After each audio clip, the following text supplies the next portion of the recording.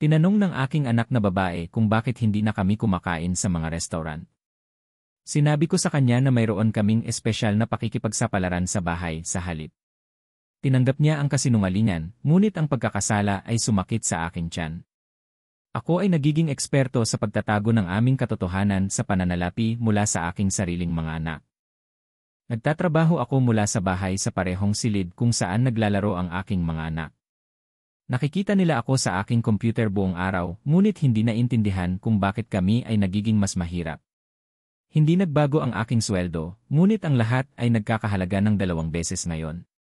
Ang aking asawa at ako ay may mga tahimik na pag-uusap sa aming mga mata kapag ang mga anak ay humihingi ng mga bagay. Ang mabilis na sulyap ay nangangahulugang hindi natin ito kayang bayaran. Kami ay naging mga eksperto sa pagredirect at paggawa ng mga dahilan ng walang pagsasalita. Nag-scroll ako sa mga vacation photo ng mga kaibigan habang nakaupo sa aking parehong upuan sa home office. Ang lahat ay tila naglalakbay na muli, ngunit hindi kami umalis sa bayan sa loob ng 3 taon. Natapos ang pandemya para sa lahat maliban sa aming bank account. Ang birthday party ng aking anak na lalaki ay sa aming bakuran na may homemade na cake.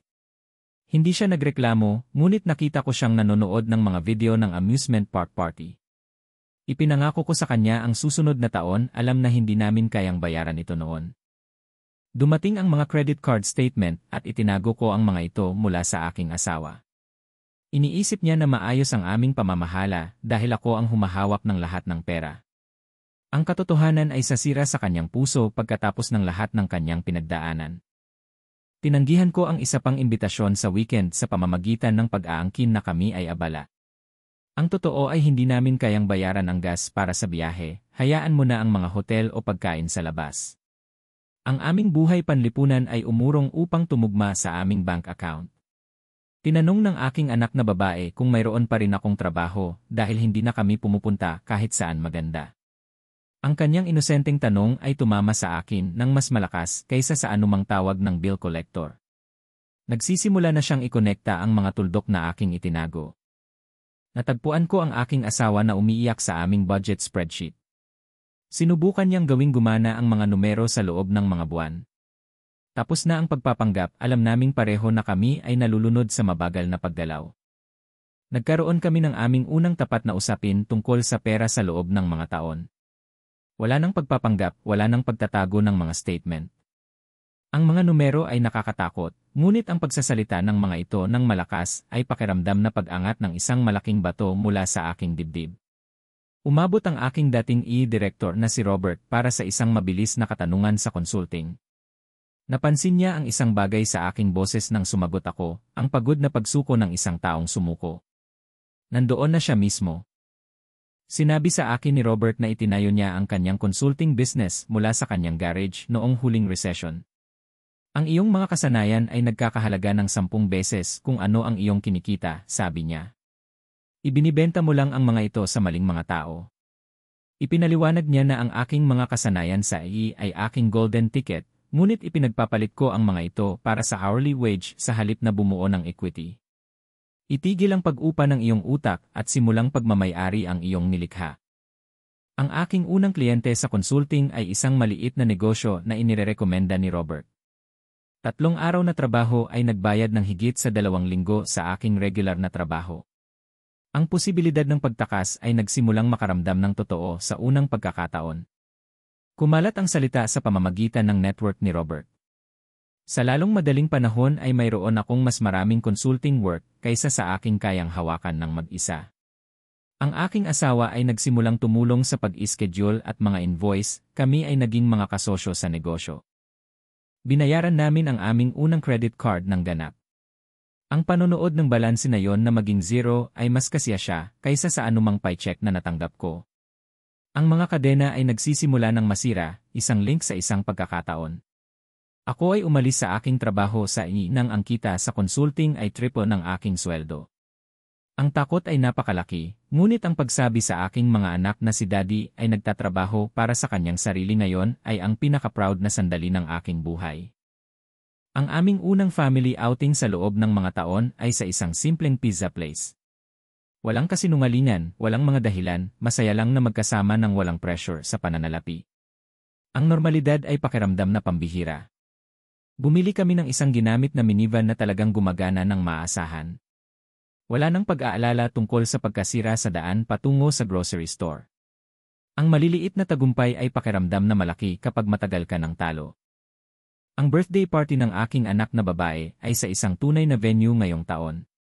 Ang pagtingin sa kanyang pagtawa kasama ang mga kaibigan ng walang anumang pakikipagsapalaran sa bahay na mga dahilan ay nagpagaling ng isang bagay na nasira sa loob ko. Ang mga natupad na pangako ay mas maganda kaysa sa mga sinabi na kasinungalingan. Binayaran namin ang lahat ng aming consumer debt. Bawat credit card, bawat personal na pautang, lahat. Ang bigat na durog sa amin sa loob ng mga taon ay sa wakas ganap na nawala. Ngayon ay nakikipagsosyo ako kay Robert sa malalaking EE project. Ang mag-aaral ay naging kasamahan. Sinasabi niya na mas naintindihan ko ang mga pangangailangan ng kliyente dahil naalala ko ang pakikibaka. Nag-empleyo ako ng aking unang empleyado, isang batang EE grad na aking inimentor. Ang pagtuturo sa kanya ng negosyo ay pakiramdam na pagkumpleto ng isang sagradong bilog. Ako ay lumilikha ng mga oportunidad ngayon sa halip na tumatanggap lamang ng mga order. Ang aming unang family vacation sa loob ng 4 na taon ay sa beach. Ang panonood sa aking mga anak na makaranas ng karagatan sa unang pagkakataon ay nagpagaling ng mga taon ng pagkakasala ng magulang. Ang ilang mga karanasan ay nagkakahalaga ng bawat sentimo.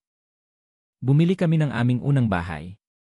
Wala nang pag-upa, wala nang mga landlord, wala nang kawalan ng katiyakan. Ang katatagan na nais kong ibigay sa aking pamilya ay sa wakas totoo. Ang aking mga anak ay hindi na naalala ang mga panahon bago ng pakikibaka sa pananalapi. Iniisip nila na ito ay normal na buhay, mga paglabas, bakasyon, seguridad. Ang pagkalimot na iyon ang aking pinakadakilang tagumpay. Nagtatrabaho pa rin ako mula sa bahay, ngunit ngayon ang parehong silid ay kumakatawan sa kalayaan sa halip na pagkakulong. Ang mga pader na dating pakiramdam na bilangguan ay naglalaman ng seguridad at hinaharap ng aming pamilya. Sinimulan namin ang college fund para sa parehong mga anak. Ang paggawa ng mga unang deposito na iyon ay pakiramdam na pagsira ng generational cycle ng kawalang tatag sa pananalapi. Magkakaroon sila ng mga pagpipilian na hindi ko pinangarap na posible. Ang aking asawa ay nagsimula ng kanyang sariling maliit na negosyo gamit ang kanyang mga kasanayan sa organisasyon. Kami ay parehong mga entrepreneur ngayon, nagtatayo ng aming hinaharap ng magkasama sa halip na mabuhay sa kasalukuyan ng ibang tao. Nagtuturo ako ng financial literacy class sa community center ngayon. Ang bawat pamilya na aking tinutulungan na makatakas sa paycheck-to-paycheck cycle ay pakiramdam na nagpapagaling ng isa pang piraso ng aking sariling masakit na nakaraan. Ang aming buhay panlipunan ay bumalik, ngunit ngayon ito ay sa pamamagitan ng pagpili sa halip na pangangailangan sa pananalapi. Kami ay nagho-host ng mga kaibigan sa halip na laging tumatanggi sa mga imbitasyon. Ang kasaganaan ay naiba kapag ito ay totoo. Tinanong ng aking anak na babae kung maaari ba kaming kumain sa restaurant mamayang gabi. Sinabi ko ang nang hindi muna sinisiyasat ang aking bank account. Ang simpleng na iyon ay pakiramdam na mas makapangyarihan kaysa sa anumang tagumpay sa negosyo. Ang lalaking nagsinungaling sa kanyang mga anak tungkol sa pera ay natutunan na ang katapatan sa kanyang sarili ay ang unang hakbang patungo sa katapatan sa kanila. Ang katotohanan, gaano man kasakit, ay nagpapalaya sa iyo upang magtayo ng isang bagay na totoo. Wala na kaming pakikipagsapalaran sa bahay maliban kung gusto namin. Ang pagpili ang gumagawa ng pagkakaiba. Ang sapilitang pagiging simple ay pakiramdam na kahirapan, ang napiling pagiging simple ay pakiramdam na karunungan. Ang aking negosyo ay ngayon ay nag-empleyo ng 6 na tao mula sa aming komunidad. Ang bawat pag-upa ay pakiramdam na paglikha ng katatagan para sa isa pang pamilya na lubos kong gusto para sa akin. Matagal pa rin akong nagtatrabaho, ngunit ngayon ang bawat minuto ay nagtatayo ng pamana ng aming pamilya sa halip na magbayad lamang ng aming mga bayarin. Ang layunin ay nagbabago ng pagkapagod sa pagbuo ng enerhiya. Ang bahay na pakiramdam na bilangguan sa aming pakikibaka sa pananalapi ngayon ay pakiramdam na kastilyo. Parehong mga pader, ganap na naiibang kahulugan. Ang pananaw ay lahat kapag iyong kinita ito. Ngayon kapag nagtanong ang aking mga anak kung kailan kami pupunta sa isang lugar, ipinapakita ko sa kanila ang kalendaryo na puno ng mga pagpipilian. Ang mga tanong ay pinalitan ng pagpaplano at ang pagpaplano ay pakiramdam na kalayaan.